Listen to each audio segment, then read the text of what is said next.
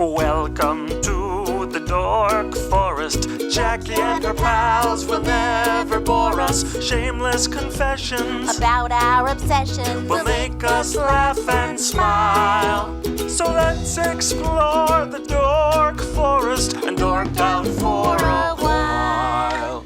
Hi, Rangers. It's me, Jackie Kashian. Welcome to the Dork Forest. It's 2024. Let's do this. Here's the credits, of course. Mike Ruekberg sang that song at the beginning, and he wrote that song, and he sang it with Sarah Cohen, his wife, and he will sing the Mexican hat dance at the end of the program. Also, Patrick Brady, still putting this together. Video, audio, all of it. He's amazing. So, and Vilmos doing JackieKashianStore.com.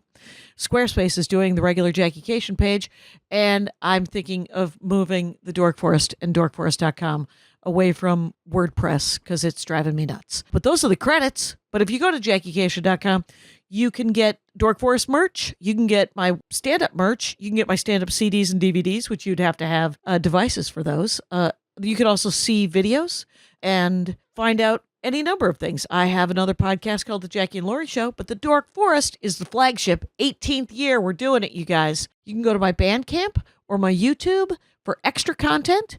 Please donate, is what I'm saying. It's 2024, and I think we've been in this long enough. Why don't you guys, everybody send me $100?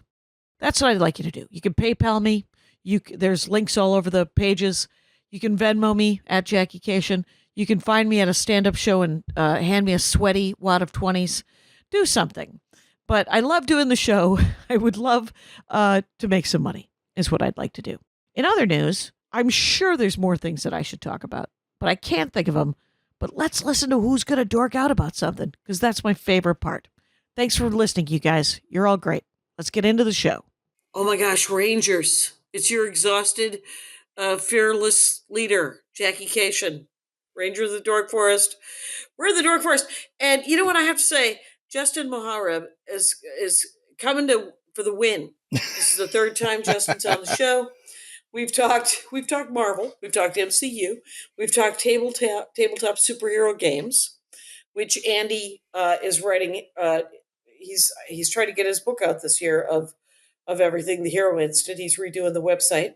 He's actually running, and I called him to ask him, because you want to discuss, because of your Canadianness. Yes. Alpha Flight. Alpha Flight. And he is actually doing an Alpha Flight Hero Instant. Where one team, it's a mashup of Alpha Flight and Great Lakes Avengers. Oh, that's going to be great. That's good times. And I was like, is Alpha Flight like the Great Lakes Avengers? He said, no. Alpha Flight is legit. Yes. And they are formidable. Great Lakes Avengers are from Milwaukee. And I was like, well, excuse me. They do have something in common, however. What do they have? Are we ready to jump right in, by the way? I don't know if you need We're any jumping more in. All right, cool. It's Justin. All of his info will be in the notes. You're probably already following him on Instagram. It's Justin Mohareb. And is there anything you want to plug? I have another show that I do with my friend Scott called Is That Some Kind of Japanimation Thing? Where really? I have been not up to date with anime, as is the proper term, so much so that I still refer to it, perhaps in a slightly joking sense, as Japanimation? Japanimation. And because that was what we called it in the 80s, because it was just animation from Japan. Hey, let's create a little word from that. Right. But now all the youth do they love that anime. They adore and the it. manga. And have you seen the one where the big people eat the little people? Not yet. That may be one of our future seasons, but super creepy. Something about Titans. That's what Attack it's called. on Titan, I think, is the title of that. That's it. And it's big people eat little people. It's too much for me. It's a little intense, but I know it's well done, and people love it. And so I've always wanted Laurie Kilmartin to come on and talk to me about it for an hour, but she said that she would get too mad. Anyway, Alpha Flight. Let's Alpha get Flight. into it. Oh wait, but where can they find your Japanimation? It's is that some kind of Japanimation thing? Is available on all your standard podcasting venues. You can find it on Apple Podcasts, Spotify, and there's a Is website. that some sort of Japanimation? Some kind of Japanimation thing. Thank you. Some kind. I'm going to get it right. Because it's going to go in the notes. ITSKOJT is the abbreviation. I used to drop. Oh, you. Oh. I used to drop a hashtag. Email me that, and I'll put it in the. I'll put it in the notes. Oh, I shall. Because the writing of it down failed in the middle of Japanimation. Me trying to spell it. I'm a little punchy. You might have to take the lead here, Justin. No, it's all cool. Let's hear it. Yes. So I am here to talk with you about Alpha Flight. They are. How familiar are you with the team? Have you? I have read a little Alpha Flight. I like it when they go into the north woods, and then all of a sudden there are criminals, and Alpha Flight will show up sometimes. You know what? I think I read something where the X-Men had completely blown off the fact that they are no longer in the United States. And they just followed somebody into a different sovereign nation, as superheroes are wont to do. And then all of a sudden Alpha Flight shows up and is like, "Hi, you guys have any papers? What's brought you? What's brought you to our world?" Borders are a so wild thing in the 616. Was Wolverine or? That is a great question. Wolverine is a good place to start because he's Canadian. Great place to start. Wolverine is not only Canadian; he was originally going to be the leader of Alpha Flight. Okay. You're familiar with Wolverine's origin story, right? The original origin story before Wolverine Origins was published and made everything terrible. Like he just isn't there something amnesia weird in the about woods. him being a cowboy? Yeah, Amnesia in the Woods is a much better origin story than he's 1,000,000 years old and he happened to have been a samurai back in Tom Cruise days. I just like Amnesia in the Woods. Amnesia in the Woods is a great place to start. Originally, when they did the Amnesia in the Woods, he was in fact encountered by James MacDonald Hudson and his wife Heather, who would go on to be the leaders of Alpha Flight. And they found him in his berserker rage running through the woods with a case of amnesia. And they calmed him down. And also, what's the name of the Canadian beer? Moose? Yeah, a bottle of Moosehead. Yeah, a case of berserker and Moosehead. So sorry. That's okay. Hey, come out swinging. I appreciate that. Yes, and so they encounter him, and that was one of the things that gets established, later on in his story when they realize, oh, this ultimate mysterious thing. Sure, it's cool. Let's start drawing in some of the vaguer parts of the backstory. So they were the ones who encountered him in the woods. Okay. Now, who wrote that? I'm pretty sure that was Claremont. That was during the Claremont era, during the X-Men. Okay. X-Men. Oh, cool. Now you had mentioned Pink Pearl, and right. I am who trying. looks almost exactly like Big Bertha. Yes, it is. And they have. Big Bertha is a supermodel who then becomes very large as a lady when she is a large lady, superhero lady. Pink Pearl, always a large lady. Yes, plus size. A BBW who has some bad ideas and wants to hurt a lot of people. Right. She's a villain. She's just a regular criminal, though, right? Yeah, she is a pure criminal. Amusingly enough, both those characters created by John Byrne. Right, which is that was the weird thing that Andy was like, ask him what he thinks of the fact that I think John Byrne has issues. A type. Concern. He has a type. I noticed something while reading. That he also, I don't want to use the term fetish, but I think John Byrne has a medical fetish because on several occasions, female superheroines I know for a fact that She-Hulk was one. I can't remember who else, but there would be a frequent thing where some sort of strangeness would happen to them and they'd lose control of their powers, or then they would be examined by a medical professional. They would return and every time use the phrase, "I was poked and prodded in places I didn't even know I had." And John Byrne, why are you so specific with that phrase? He loves that line. He adores it. Used it. Did he use it in your memory? And it might be less noticeable in a man superhero. Oh no, he never used it for a fella. Superhero. No fella ever got poked or prodded. Pretty sure? I never noticed it. I mean, if he did, bravo to you, John Byrne, for not. being more open-minded than I ascribed to you. But yes, he has. Right. Now, we should probably say this is being recorded the day Peter David died. Yes. Very sad. Very sad, Peter David. We've lost one of the Peter great David creators. Ever write Alpha Flight?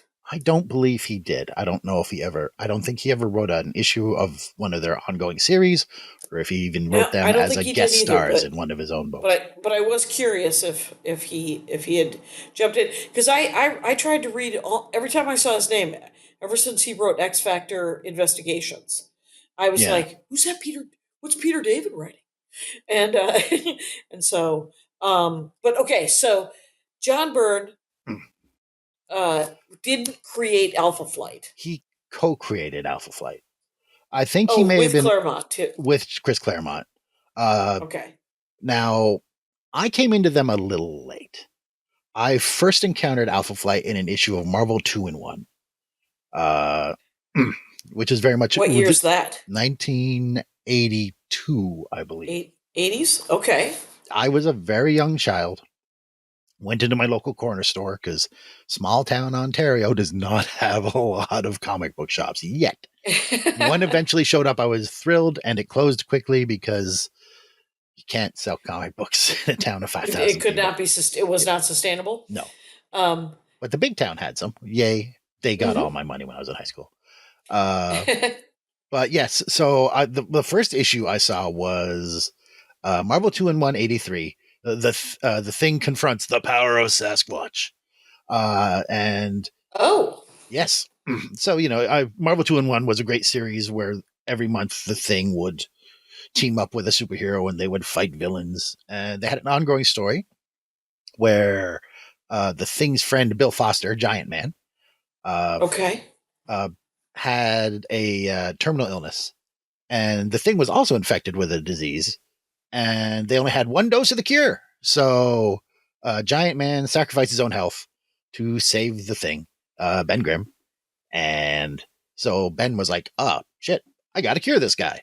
So he goes to find Dr. Walter Lankowski, who is a former football player, radiologist, and superhero.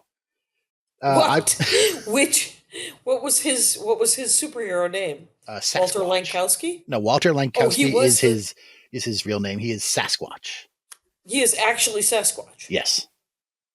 Does Walter Lankowski, football player and radiologist, look like Sasquatch? Yes.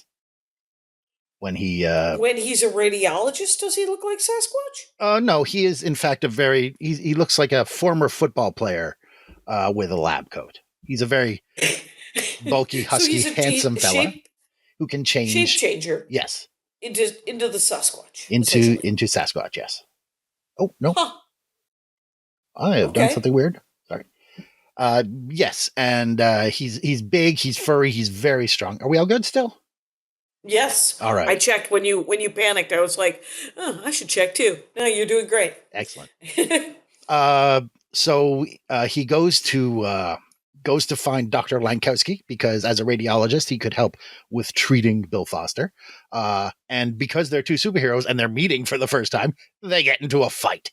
And there's much kerfuffle done in the woods of the north. Thing and Sasquatch. Who wins?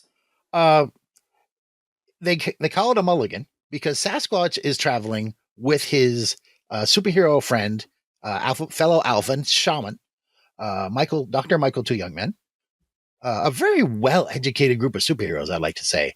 Right, I was going to say, that's the Sasquatch- second doctorate. Sasquatch is Yes. a radiologist. He went to school with Bruce Banner. So he gained his What? powers through a gamma radiation experiment. Oh, well, at least he thought he did. constantly fiddling. You Okay. can't not mess out with the gamma rays. I blame their Right. professor. He probably caused the whole thing. Like Right. whoever It should be a controlled substance. yeah, Don't you it think? probably is. They just, they don't care. He was working How for do the they get a government. hold of it? He was Yeah. working.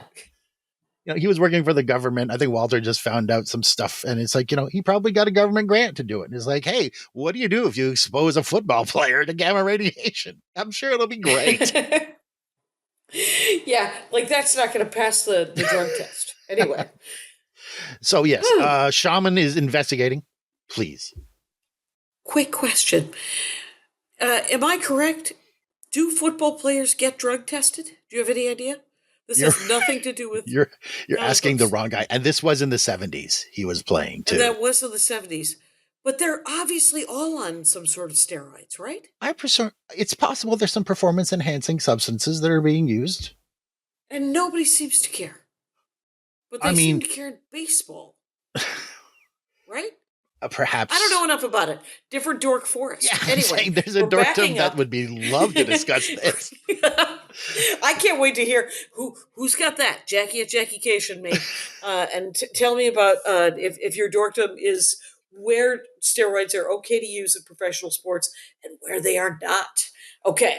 Okay. Now we're back to Sasquatch and the thing, and his good friend the shaman. Shaman is doing some sort of magical investigation, and he accidentally releases a ancient indigenous spirit named Ranark, and he interrupts their fight. And they're like, "Oh, well, here's an actual problem we should solve instead of punching each other in the woods." The enemy of my enemy. Okay. Yes, well, the enemy of humanity, really. Mm-hmm. So then, I did not read part 2 of that story for years.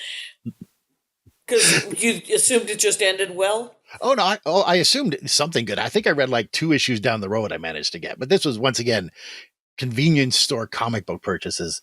You got right. So what you got. Always going to be gaping holes. Yes. Okay. You got what you got. So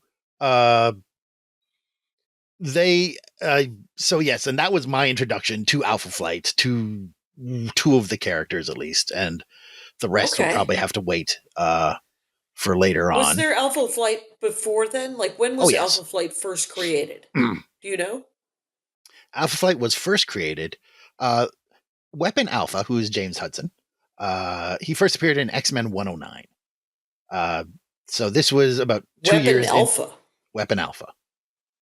So he was he was basically sent to recover Wolverine because the Canadian government, in Wolverine's first appearance in the X-Men, he cuts the belt, or I think the tie.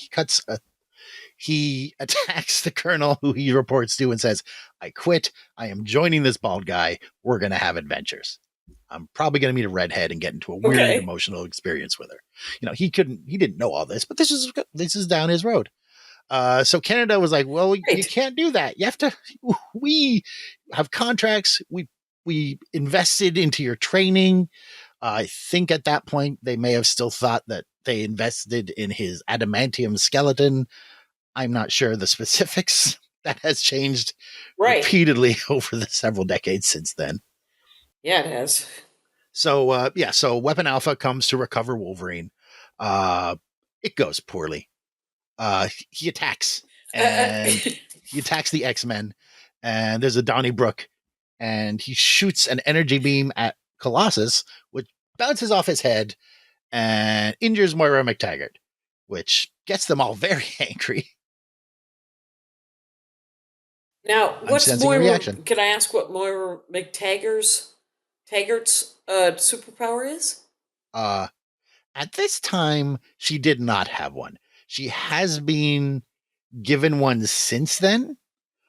She was just the Scottish scientist who had been raising Professor Xavier's son in her her mutant lab in Scotland.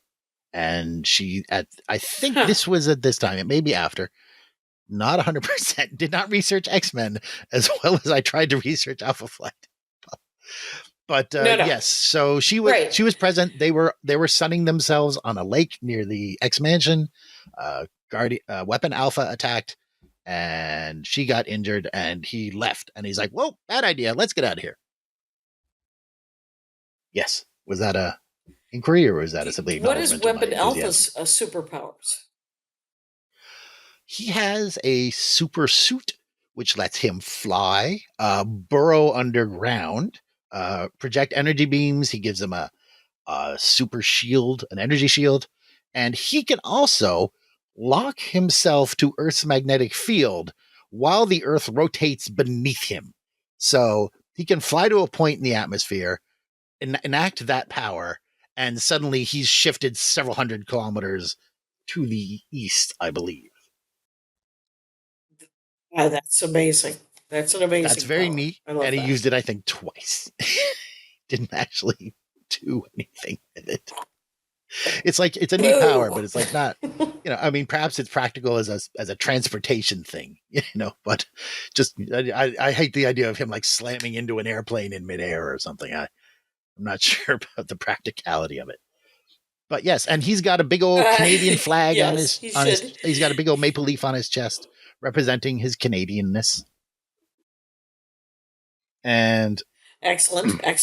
The maple. Please. So yes, so at this point it's like, well, let's try and get Wolverine again. We have a small satellite delay going on. Sometime later, after the X-Men, after the X-Men have voyaged to Japan. Okay. Sorry, was that okay? The X-Men have traveled to Japan. I believe they encounter Sunfire and the Silver Samurai. Wolverine meets his girlfriend, Mariko Yashida, and, she hands him a note and says, "Teehee, Wolverine, Logan-san, you're so cute." And he's like, "Teehee, I speak Japanese and I like you, girl." Which sets up the Wolverine miniseries, which will be loads of fun later in the year, but completely irrelevant to this conversation. So they're flying back on a private jet owned by, I can't remember the character's name, but Trinity from The Matrix played that character on Jessica Jones. So I don't know if that knocks that loose. Okay. But he was originally a male. No, but in the comics. Yeah. Okay. So they're flying back. There's weather in Calgary. So we're going to have to land in Calgary and let this storm blow over. The Daughters of the Dragon, Colleen Knight, Misty Knight and Colleen Wing, also there, do not get directly involved in this story. But as they arrive when they arrive in Calgary, they then encounter, and we all encounter for the first time, Alpha Flight.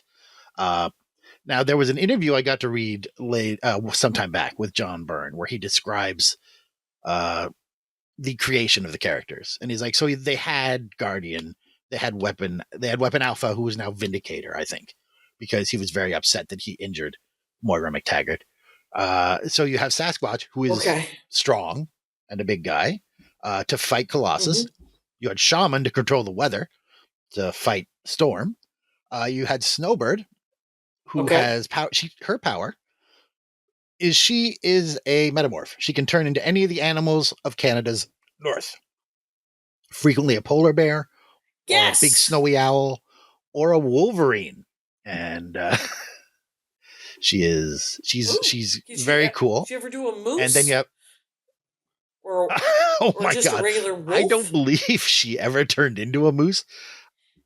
I think it's for the north. Watered it. So those are more like further woodier areas. Yes. And predators, probably. Yes. Oh, definitely. Well, I mean, a moose is the most dangerous animal in this country. They are the Canadian version of the hippo. When people talk about, what the most dangerous animal in the world is? Probably a hippo. And then you have North Star and Aurora, who are there to be French. Oh, the French.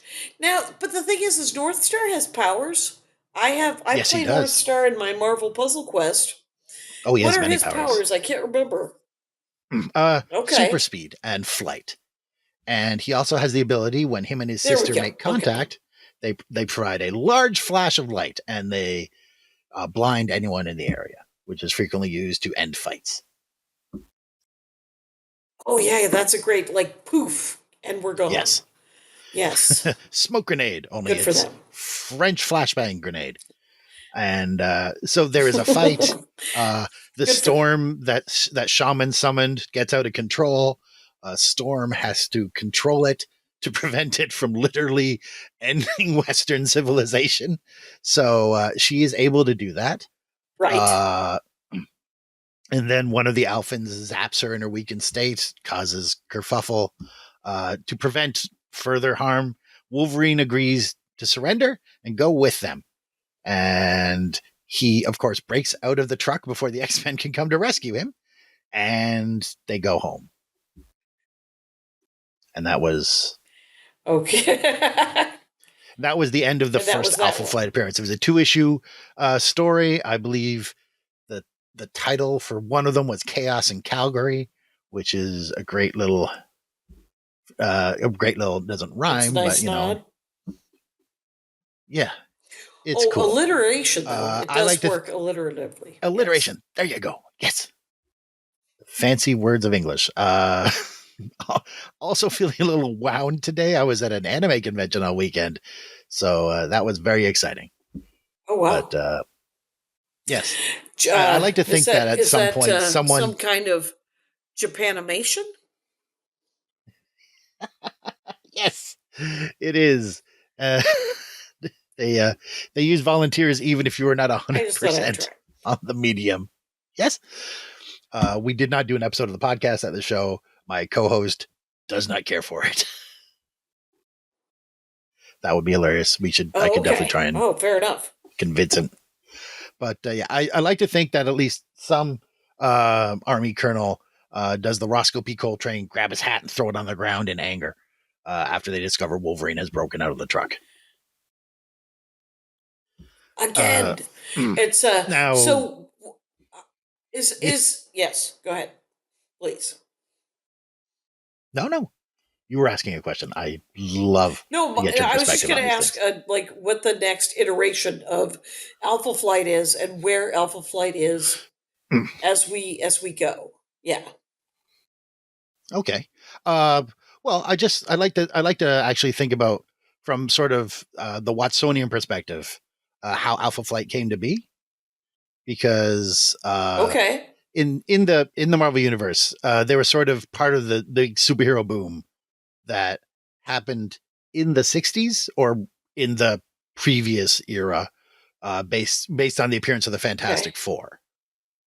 So, you know, based on the history of the team, Guardian, Weapon Alpha, Vindicator, he stole his power suit from his employer, which was a American oil company, which was also involved in the military industrial complex. So they were going to use it for purposes of causing problems for people.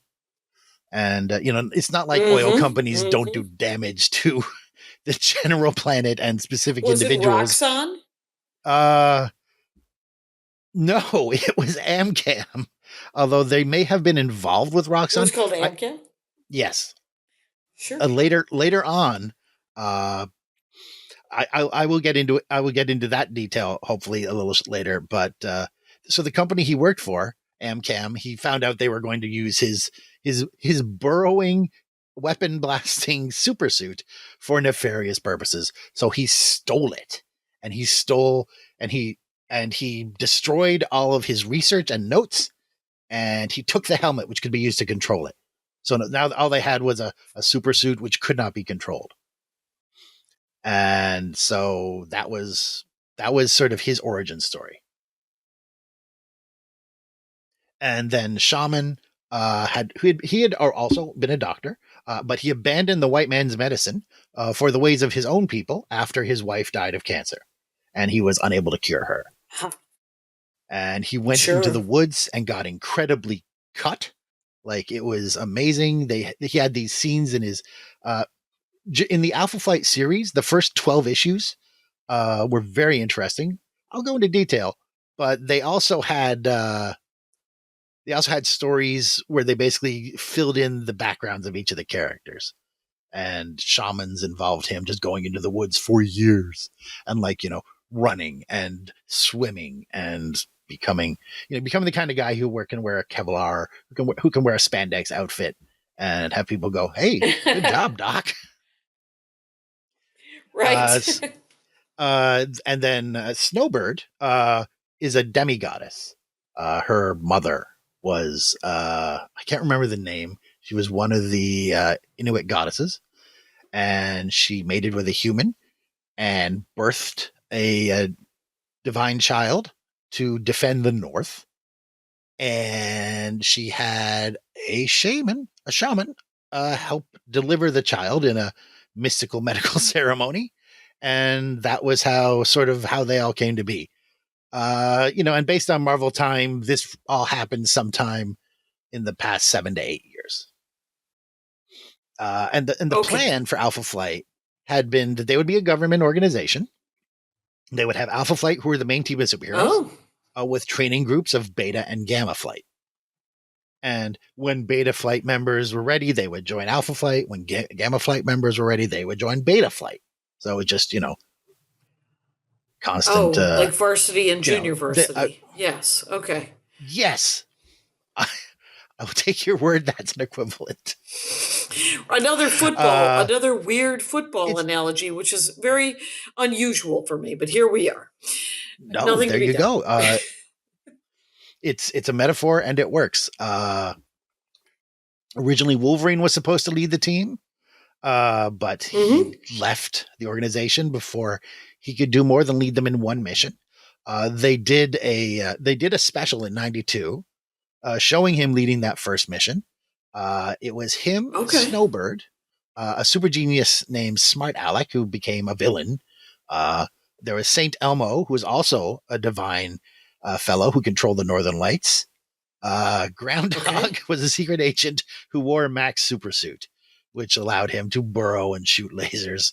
And Stitch, who was a mutant who had a lot of trauma, which is pretty much the default state for mutant kind. It's not a emotionally healthy. How did that? Right, what could Stitch do? Was he just a seamstress? What happened? She could control needles, and frequently she sewed things with them. But I think she also used them in an offensive capacity. They confronted Egghead, a classic Avengers villain, and then they lost Saint Elmo in the confrontation, where he had to stop, I believe, a nuclear weapon from detonating using all of his divine Saint Elmo's fire powers. Dun dun dun. Dun dun dun. That's a drag. Who killed him? Egghead. He was using the nuke for Bendis, though? Bendis likes to kill people. Oh, he loves to kill people. Oh, we're going to get to Bendis, Jackie. You don't worry for a goddamn second. Brian Michael Bendis, he's all over. Brian Michael Bendis he's got his finger in so many pies. And he writes good dialogue. I'll say that for him. No one has ever looked at Brian Michael Bendis' dialogue and said, I don't find this engaging and zippy. They have thought, couldn't this story be told in one issue instead of 5? That is a frequent concern people have with his work. You're writing for the trade, Brian, and let's concision. It works. But, that was the industry at the time. And he was a product of his environment. Sure. You can't blame him. It was nature versus nurture. Or was it nurture versus nature? It was capitalism all along, the villain, Jackie. All along. And we can only hope this is late stage. Yes. So. Shortly after that Marvel 2-in-1 story, Alpha Flight participated in the Contest of Champions, which was a 3-issue miniseries. I think the first miniseries Marvel produced, where all of the superheroes got together and got into a fight. Not all at once. There were, I think there were 4 separate battles, and several Alpha Flight members got involved. And it's not great, but it's amusing, and I read it when I was 9. So once again, I read issue 2 of the 3, so I didn't know how it started, and I didn't know how it finished, but I read that one story, and I'm like, this is cool. Hey, those folks are Canadian. Welcome to rural Canada, Yes. where you get issue 2. And it's just like watching Star Trek reruns. It's like, I've watched this episode 8 times. I've never seen City on the Edge of Forever, but I have watched Spock weep as he pressed his hands into the juicy concrete of a Horta's body a dozen times. So, thank you, CKWS, for your transmission guidelines.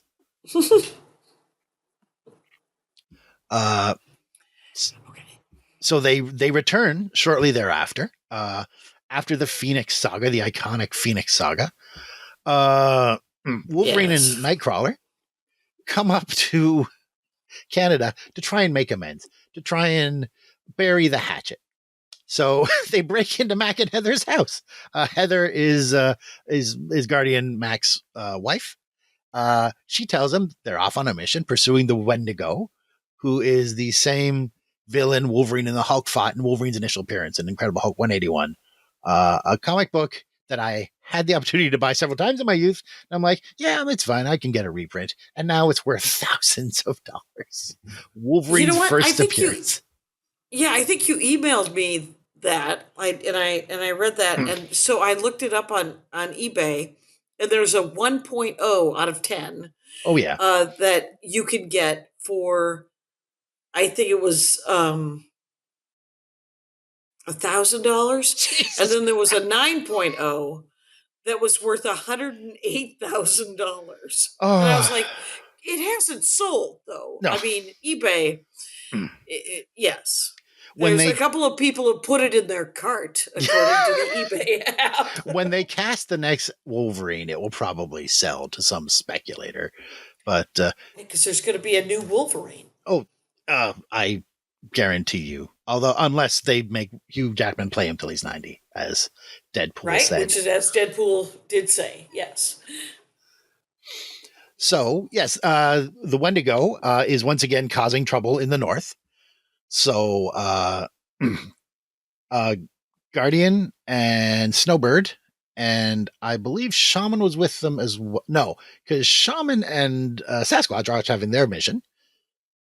So the Wolverine goes up to join them, and they manage to together defeat the Wendigo.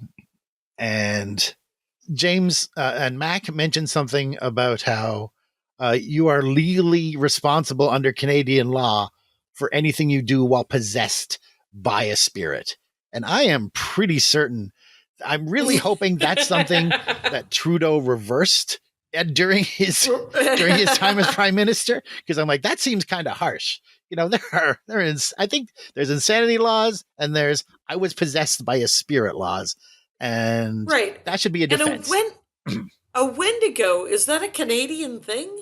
What is a Wendigo? In the Marvel stories, it's a demon that possesses. It's a spirit that possesses someone who performs cannibalism and then goes on to eat other people.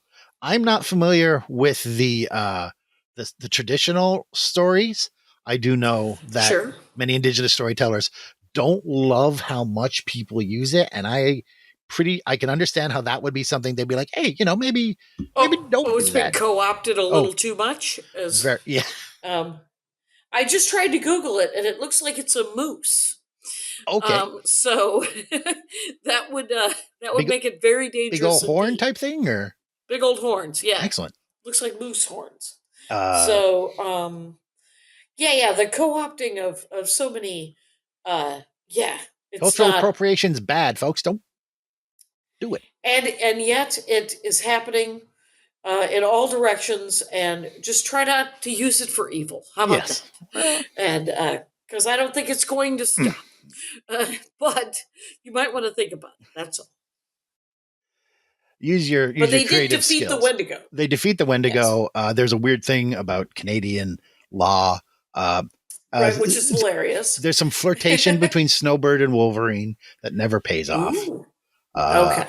which I'm like, ooh, they make a nice I would couple. like that. Yes, Yes. I ship it. But I should check Archive of Our Own, see if there's anyone who's done any fanfic for that. Oh. And, Mac gets back to Prime Minister Trudeau's office, and he's given the bad news that Alpha Flight and Department H, the government department, which I believe is part of the Ministry of Defense, being shut down due to austerity measures. Apologies and good luck in the in the private sector. Wow. And at the same time, that's it. Sasquatch and the Twins appear in an issue of Machine Man 18, a book I am certain I've bought like 4 or 5 times, because as early Alpha Flight appearances go, it's not an incredibly valuable one. You can usually find it for a few bucks. It was in the Machine Man series, written by Tom DeFalco and illustrated by Steve Ditko. Amusingly enough, Machine Man was created by Jack Kirby in his 2001 comic book series based on the Stanley Kubrick movie. Oh, weird. Yes. Wait, so is Machine Man some sort of computerized android? Yes. He's literally, he's a super robot, robot.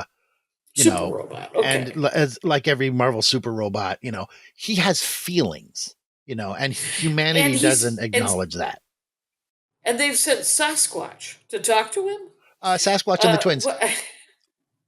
There was an episode where the Hulk was in Canada. The government thought that Machine Man may have caused the Hulk to attack Canada. So they send Sasquatch and the Twins to detain him. They go to New York. Okay. There's investigations. I believe the Twins go to Studio 44, whatever the name of the fancy 54? Disco. 54, yes. The disco, yes. Yes, they are they're to they're do dancers. Cocaine and to meet Andy Warhol? What? What is happening? There is no one who needs to use cocaine less than these two. But, is that Aurora and North Star? Aurora and North Star, yes. I refer to them as the Twins, but yes. Aurora and North Star, a pair of Quebecois superheroes. And this is the only appearance of a Department H spy, Agent K. They go down, they meet Machine Man, they realize he didn't actually attack Canada with the Hulk. I believe that Agent K does get a U.S. senator imprisoned for crimes that he committed, so there's a little bit of espionage for good there. As you mentioned, I'm not certain of the legality of Alpha Flight's activities in New York City at the time, but the town was... Or the Hulk's activity in Canada months earlier. We can be pretty certain that was bad. The Hulk doesn't really do anything that gets the approval of society or the law. That is a big part of his... He gets shot up into space. He does. His friends. They are dicks. They're like... You know what? We're sick of cleaning up after this guy. We're just going to send him, and he's going to become the king of his own planet. Yes, and hopefully nothing happens to get him angry there. Oh, wait. Oh, wait. Classic. His wife and child, I think, are killed. Is that correct? His wife is killed. His child survives the destruction of the planet. Because... Is that Hulking? Hulkling. No, not Hulkling. Hulkling's a different character. This is Scar. Hulkling... is, I believe, a Skrull who... He might be a Skrull. Ends up being king. Yes. There is... Comics are weird. Right. He appears in the last screen of the She-Hulk series when Hulk returns with his son. And he will be off somewhere with Star Fox not doing anything, just being a story. That doesn't get told. Right. Well, they keep casting these very, very excited actors who then do not get to be the Black Knight. No. Or who don't get to be, it's so sad. Well, I mean, at least Simu Liu gets his own movie. He got a movie. Shang-Chi did Kung Fu. He was the master of Kung Fu. And the Mandarin shows up, and the Iron Man 3 Mandarin There gets are redeemed. right there is recurring, and you do if you're lucky you get some recurring spots, Yes. and but it you gotta take into account that these people told their parents. How about that? They told You Entertainment guys, I got Tonight. it made. Yes. Anyway, Yes. so But where are we at? where are we at? We have just finished. We are just getting started, Jackie. Oh my God. You Because have 15 minutes. we have 15 minutes. All right. Well, I'm not going to be able to finish it, but hopefully we'll get to the best comic book of the 80s, Alpha Flight number 12. But let's start with number 1, because you see, Okay. John Byrne, co-creator of Alpha Flight, was a big deal at Marvel at the time. He was writing the Fantastic Four when that meant something. So, Okay. he was, basically a wunderkind at the company. And I don't know if he asked to make an Alpha Flight comic based on his activities during, and I don't think he asked. I think he got told, well, why don't you do an Alpha Flight comic? And he's like, I don't know. And it's like, I'm just going to back a really big truck full of money up to your house, and then we can talk some more. And pretend this is Jim Shooter, just like cranking money out of the back of a pickup truck. So he starts a new book. There's much excitement. It is the cover story of Marvel Age number 2. And Byrne is like, he talks about it. A comic, an interview that I have not read in 42 years. 42 years, Jackie. I am Right. But it stuck with you because you remember that there was an article. I do recall, yes. Reading Marvel Age, this was when the comic book store had opened in my tiny town of Napanee, and I got to buy Marvel Age from this store, and look, it's a comic book for 25. It's a book for 25 cents talking about what Marvel's doing this month, reading advertising material, paying them money to sell it to me. Yes. What a beautiful, gullible time it was. Yeah. What'd So you learn? They were making a comic about Alpha Flight, and very little is retained. Probably, I don't know if I still own it. Someone's probably scanned it on the internet, but yes. Oh, yeah. But then the comic launched, and it was a double-sized issue. The team reunited, and they got together, and they fought a giant elemental force of evil called Tundra. And they introduced 2 new characters to the team. Puck, who is an acrobat, and Bon Vivant, who tells many stories about hanging out with very cool people over the years. Bon Vivant, whose superpower is that they can eat out on stories. Oh my Puck, God, he could. Isn't Puck an Eternal? I mean, Puck he could showed be. up at the end of Eternals, right? No, that was different. That was, you're thinking of the guy who eats poop, played by Patton Oswalt. No. Or Arrows. Are you thinking Arrows? I'm not thinking Arrows. I thought it was Puck at the end of. I've watched the Eternals a bunch on Delta on Delta Airlines in the last couple of months. The post-credit sequence introduced Eros, and he was introduced by a little dude who was Pip the Troll. I thought the little dude was Puck. No, that was Pip the Troll. Pip, not Puck. Yes. So sorry. Okay, so Puck is also a little person. He's not a mutant. Okay. He's just a guy who's he works out. He's very nimble. He's a tough little person. He's a tough little person. He will mess you up. And he does cartwheels, which he uses offensively to disorient people. I think nice. And plus he's small and tough, so he's like a hockey puck. But I like to think he was named after the character in A Midsummer's Night Dream because he's smart and he quotes Shakespeare all the time. Sure. Oh, then he was. If he's constantly quoting Shakespeare, yeah. But and then there's also Marina, who is a aquatic character, possibly Marina. Okay. It's one of those words you read that you don't actually hear anyone pronounce. You read too many times, and not enough people have said it out loud for there to be a consensus in your mind. Yeah. Yes. She is an aquatic superheroine from Newfoundland. She's never, to the best of my knowledge, appeared in animation or live action. Okay. And I don't know if you're familiar with the people of Newfoundland. They have a very distinctive accent. Is it Murdoch's Mysteries? Isn't one of the constables from Constable is, I believe, a Newfoundlander. So Yes. And so he will occasionally do a sort of goofy accent, and you're like, oh, I take it that's the accent from Yes. that part of the country. That is the regional dialect, and it's quite a unique and distinctive thing. I'd like to know how they play that. I'd like right. I'd like to hear a Superman go, Lord, Thunder and Jesus, Guardian, what are we going to do about these fellas up there? Oh, them Skrulls is showing up again. I ain't caring for this one bit. No, sorry, back. Apologies to the people of Newfoundland. Turns out Justin doesn't do a lot of accents, but he's willing to give it the old college try. Good for you. Thank you. Yes, so the team of Alpha Flight reunites. Puck is unable to join them because he's just a dude. So he tries to borrow a jet from an Air Force base and gets into a fist fight with a guard.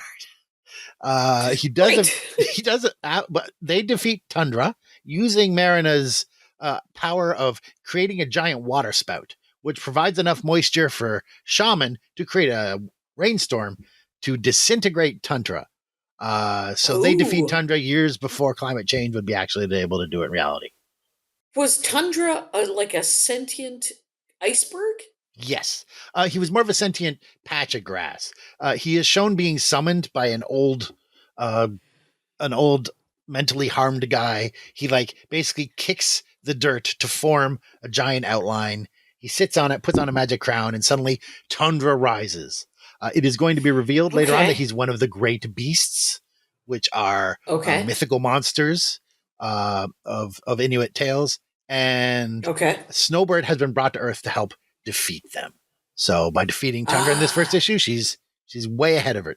She's getting that job done. Her mama's going to be very proud.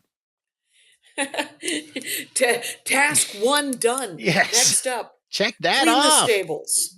Exactly. So issue 2, we get to the training session, and Marina enters a phase and attacks Puck, eviscerates him, and flees.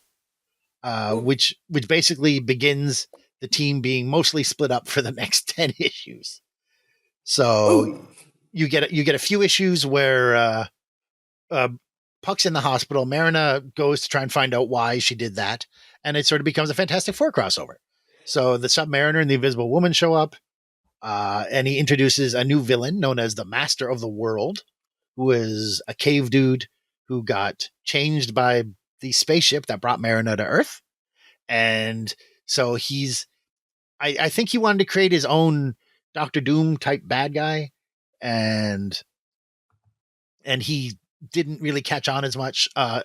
He's primarily an Alpha Flight villain. He did appear once in the Kang Dynasty series. I don't know if you ever read that. I know I've read some Kang. I don't know if I'm getting it mixed up with the Marvel Puzzle Quest game that I play. But I have some Kang knowledge, yes. Kang basically invaded the Earth, and the Master of Earth was like, I don't like this. I'm the Master of Earth. I'm going to defend Earth from you, Kang. And he also is a dick about the whole thing. So the Avengers go to fight him. Ms. Marvel kills him. And what? The Master of the Earth is killed by Ms. She should be pulling her punches. She's very powerful. This is the early aughts, so Carol is having some issues at the time. Oh, wasn't she snatched? Wasn't she married off and kidnapped and raped? Not amusingly enough, but interestingly enough, she was being guided by her son/husband during the battle, which may have contributed to her murdering the Master. Anyone. At that point, her just snapping and going, I'm going to end something. You ever just punch something because you're in a bad mood? It's not. You should get some help. Yeah. Anyway. I try to avoid that personally, but it is a sensation I'm not going to say I'm unfamiliar with. Right. I think that it is a sensation we've all had to address and hopefully learn to control. Yes. But yes, so they confront the master. There are very many fun action scenes. Sasquatch busts up a bunch of stuff. Aurora turns out to, much like Storm, have some claustrophobia issues. So she's also multiple personalities. I didn't even mention Aurora has multiple personalities. She has multiple personalities. And sometimes when she is restrained or stressed, she will convert from her superheroine persona of Aurora to Jean-Marie Bobier, her civilian personality, who is a Catholic, a grade school teacher from Quebec, and who does not approve of her superhero alter ego's activities. Sort of like Moon Knight. All of a sudden, there's a taxi driver inside of him. So poorly handled depictions of mental illness in Marvel Comics in the early 80s. Someone could do a thesis. Not me. I still have to wrap up. Somebody wants to. I have to wrap up my degree. Who knows? I could go back and do that. We could be the one. Yes. They defeat the master. Then we get a solo issue with Puck, where he busts a drug rig operating out of a small town hospital. Gets a lot of background set up. Oh, cool. Snowbird has a solo issue where Byrne basically says, superheroes pretending to be policemen is kind of dumb. Don't do it.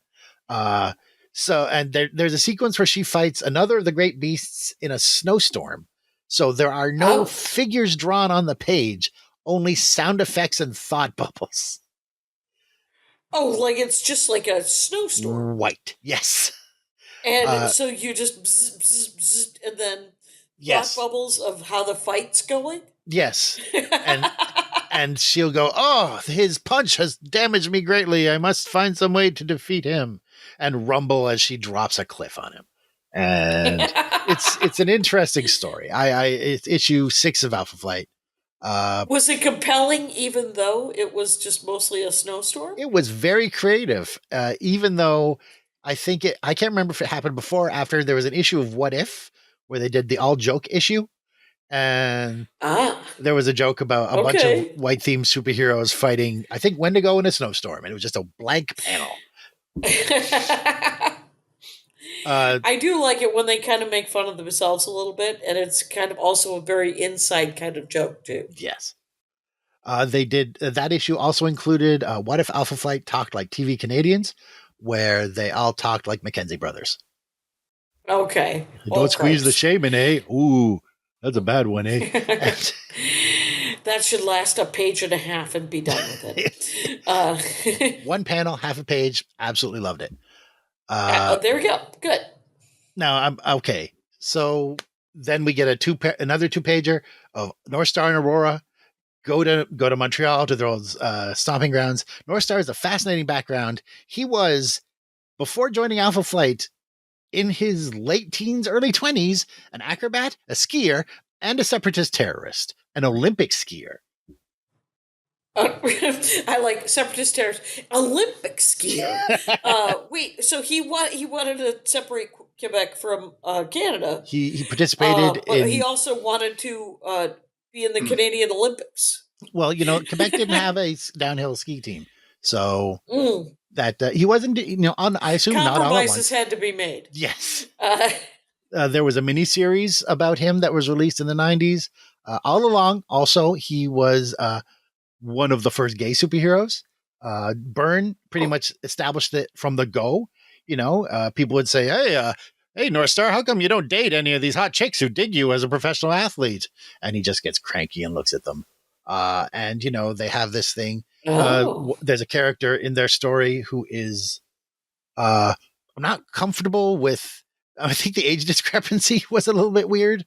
It seemed to be they may have had a romantic relationship when he was younger. Mm-hmm. Once again, not familiar with the generally accepted principles of gay relationships in the time, but Byrne apparently thought it was kind of find a What I dude. am surprised is that Byrne did not say at any time with North Star he was poked and prodded in places that he didn't know that he was existed, because that would be the hacky gay male Yes. joke to make, and it sounded like Byrne had an interest in orifices, Yeah, he was a, so he might have. it's entirely possible he did it at some point and I missed it because Because as we know, you were sometimes reading only every other issue. yes, alternate issues. I didn't read the complete run of this until it was released in trade a few years ago. I had That's gaps. But it's nice to then catch up and go, oh, look at this. Yes. You Look get at to this view it part with of the all story. the perspective you've gained since then. Yes. So they meet a supervillain named Deadly Ernest who's trying to control I think real estate in Montreal, which is still a very valuable commodity. And he's killed by Nemesis, who is mysterious back then. I believe they've established things about them since then. Then you get a Sasquatch solo story where he goes north, meets the Super Skrull, who is dying of super cancer, and he wants him to broadcast him into space back to the Skrull homeworld, which I think may have been eaten by Galactus. I'm not up to date. But he defeats him and instead scatters his atoms across the universe because he's a jerk and murdered a bunch of scientists. Now, the next issues, I know we're almost at the time. I hate being like this, so I am we can go over a little bit. Oh, beautiful! What the heck? So I'm fascinated. As we've been going along, it's still very. They're still sort of like, well, how are we going to do this? We're superheroes, but we don't have government backing. That's why they're all going around. Sasquatch apparently has a lot of money because football pays well, and he also comes from a wealthy family. Okay. So, but Guardian gets a job offer from an American company. Hey, Jackie, you want to guess which one it is? Who did you mention earlier on? Roxxon! Oh, yeah! He gets a job offer from Roxxon, so him and Heather, and give notice on their apartment in Ottawa. It's like on Laurier Street, but it doesn't. It's like Byrne makes up places, so it's like not actually. There is a Laurier Street in Montreal, not in the middle of a nice residential neighborhood. So Mac and Heather give notice. They go to New York, and it turns out that Mac's old boss from Can-Am. After Max stole the suit and kept the helmet and destroyed all the research, got disgraced, fired, and divorced because his wife was, in fact, the daughter of the president of the Roxxon Corporation. And this is, I believe, before he was established as a Minotaur. Who's a Minotaur? Isn't the president of Roxxon a Minotaur? There was I think there was a Thor story a few years back. Right, I remember there being a Minotaur, but I don't know.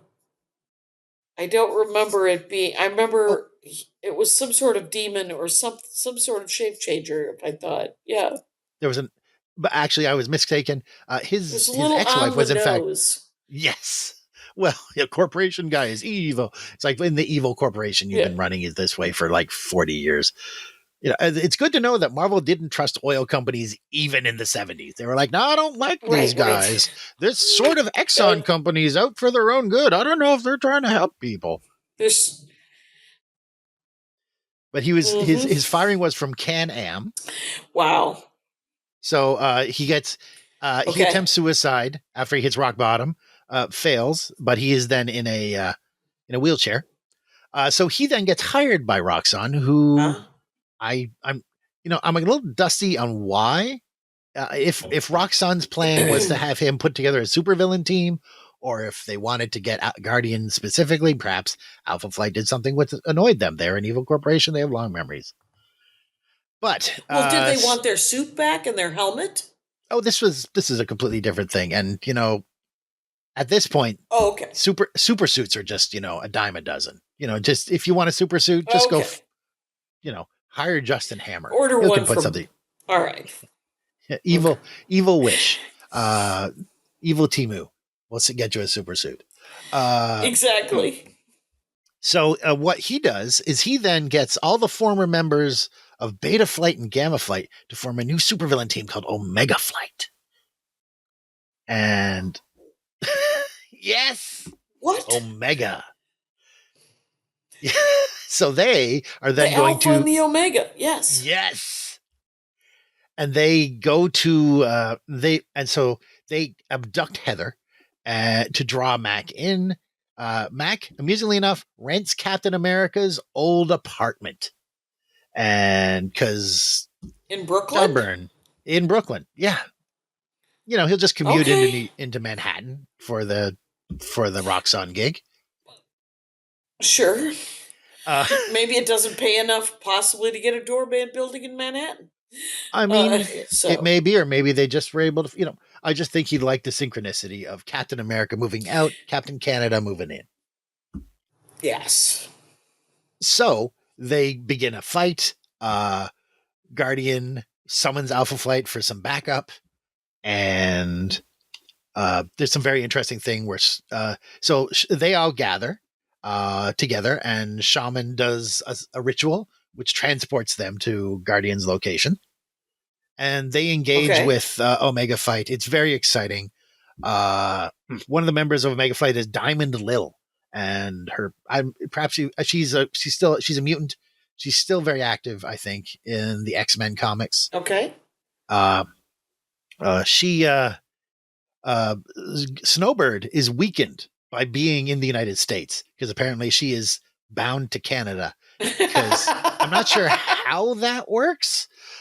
Because once again, her pantheon is very much associated with the northern part of Canada, which might mean that she should be then specifically bound to the Northwest Territories and Yukon. I'm not sure. But she's weakened by the travel. Diamond Lil attempts to strangle her with one of her hairs because she's super invulnerable. Shaman defeats her with the power of the mind. Gives her nightmares and stuff.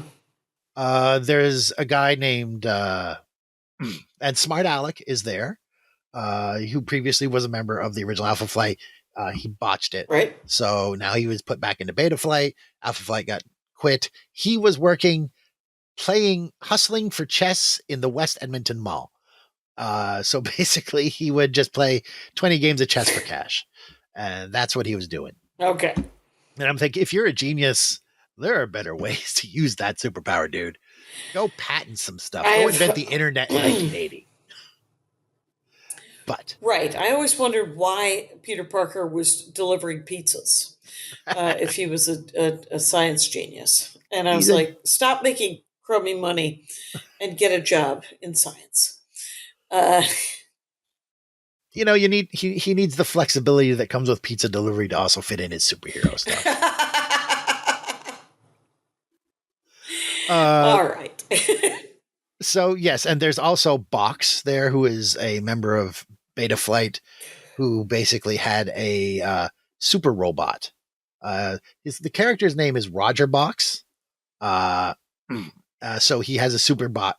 He's a gentleman who does not have any legs. So he created this remote control robot to act as a superhero. But it turns out that the Box robot is actually being controlled by Jerry Jackson, Guardian's old boss, who also is himself in a wheelchair. So, the mobile control robot works really well. He confronts Guardian directly. They get into a big Donnybrook. Guardian is able to defeat him, possibly killing Jackson.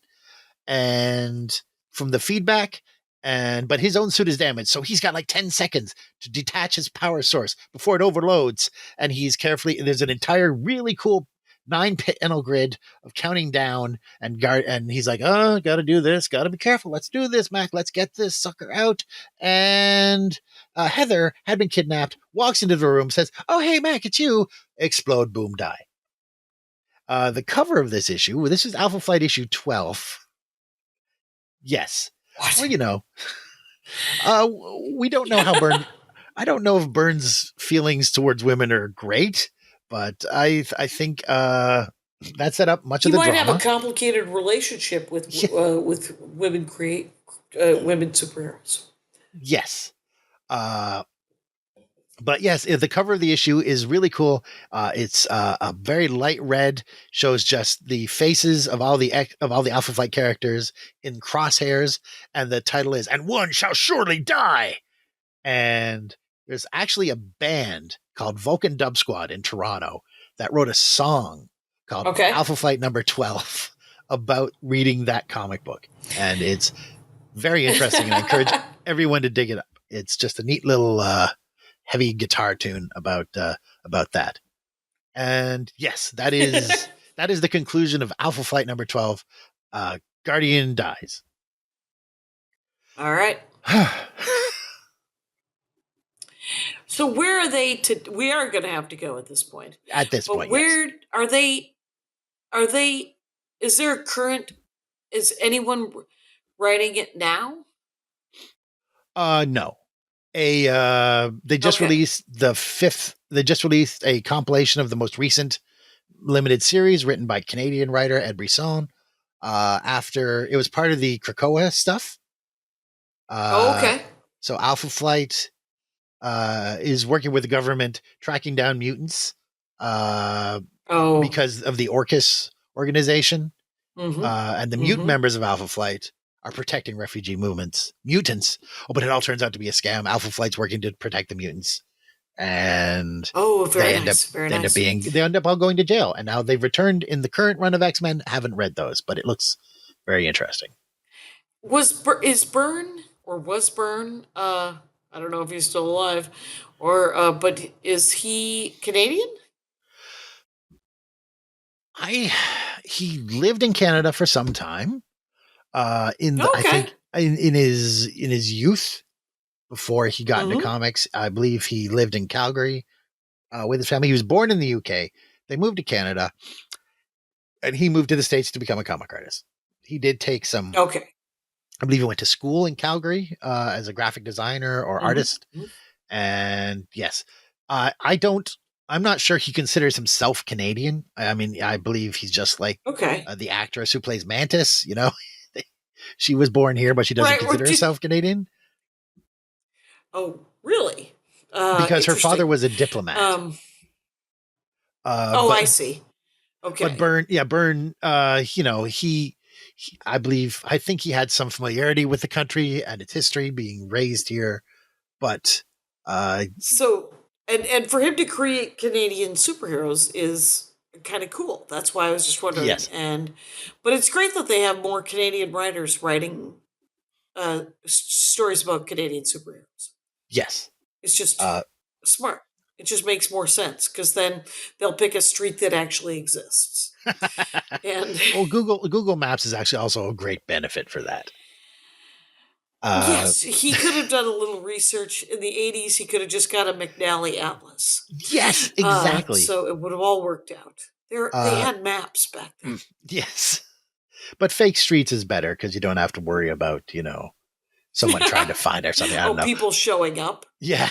Yes. Chip Zdarsky wrote a short story in a Civil War one shot where Iron Man boxes with Prime Minister Justin Trudeau just as a thing they do to chill out.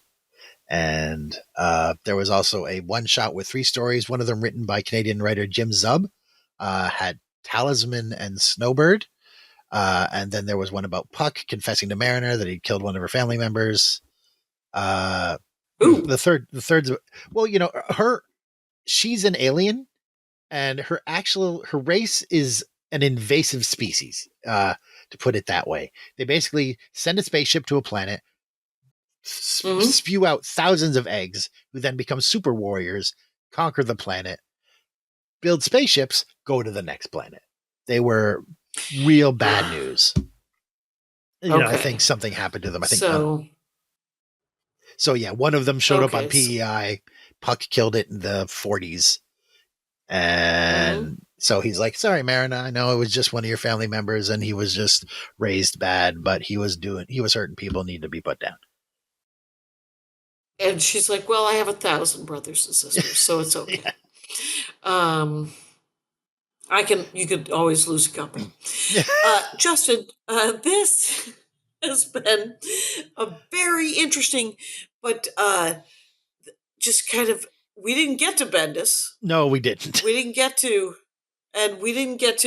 but I think it was been established what drives you mad, and and I think that people could, if they started reading, like if you were going to choose one trade for someone to read if they wanted to get to know some Alpha Flight, what would you recommend?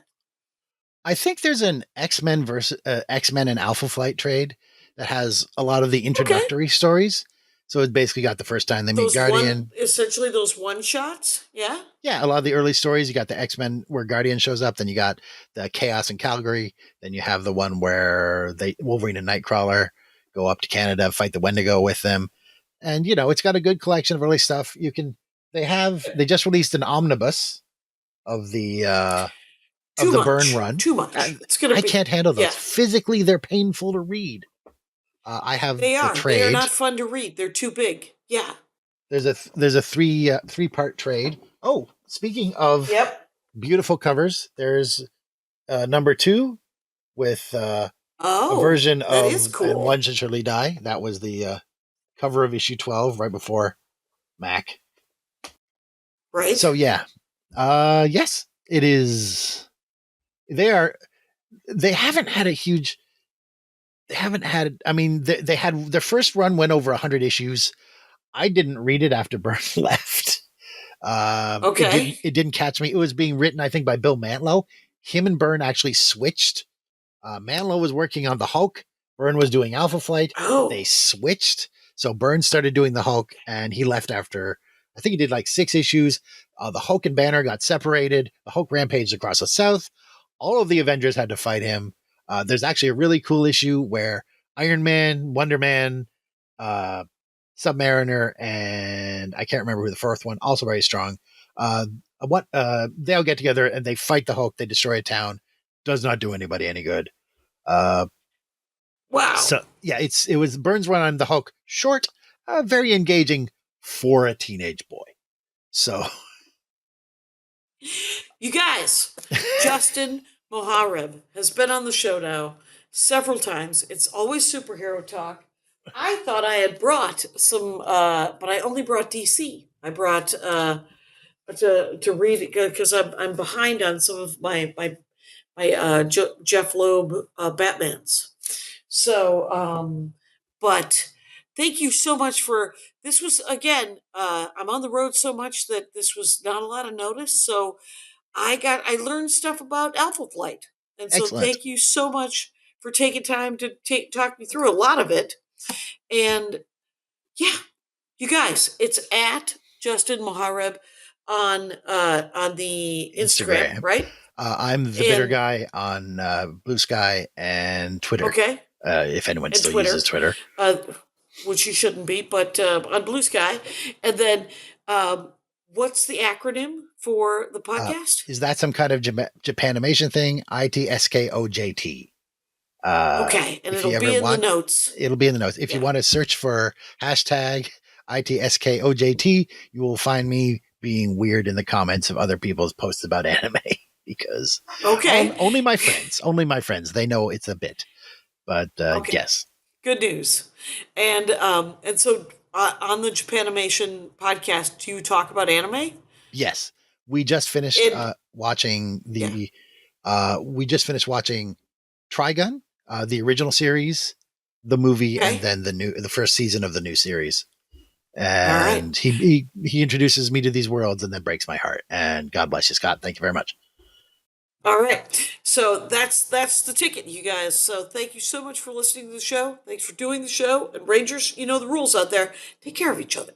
Hi, Adal. How was the show? Well, it was last night I did it with Justin Mohareb. Oh, yeah. Who has been on the program before. Yes, he has. He's also one of your fans. He is a fan, but he's talked a lot about Marvel, and in this case, he talked about Alpha Flight because he's Canadian. Oh, right. Canadians' #1 super team. That's it. And we went through it, and I was punchy as all get out. Mm-hmm, so he carried the show. Right. Did he talk about Beta Flight and Gamma Flight as well? He did. He talked about how they were Very good. cannibalized and how they went bad. Oh. They got put into sort of a Thunderbolts kind of bad guy teams. Oh, right. Yeah. And it was weird because you just put Alpha Flight into the Hero Instant. I did. I ran a game this weekend. It was a trio of Alpha Flight characters and a trio of Great Lakes Avengers characters solving a murder mystery on the Great Lakes. At Kubla Khan. At Kubla Khan in San Francisco, and it was really fun. And my players had a good time. And I had a good time. Kubla Khan, of course, is from the 13th century. But Kubla Khan, which is a convention. Yep. Big game convention in San Francisco. Yep. And it was super fun, and I had a nice time. And the game was silly and awesome. And did people know who Alpha Flight were at the game? Did they know? Some of them, yeah. It's interesting. We're going to end up talking about my game rather than your episode. But Alpha Flight. Right. I found that I get more response to my games. Like people sign up when they are based on like characters from the DC or the Marvel universe, right? For these convention games. But then the people show up and they're like, I know a little bit. They don't really know that much about it. So I had most everybody in the Alpha Flight Great Lakes Avengers game did not know who these characters were. Okay. A few did, but not many. But then you told them about these characters and what their powers were. Right. And then they see the character sheet and they get it and they understand what's going on. And then they use those powers. Right. Mr. Immortal was very funny. He blew himself up. For the good of the team? For the good of, well, I guess.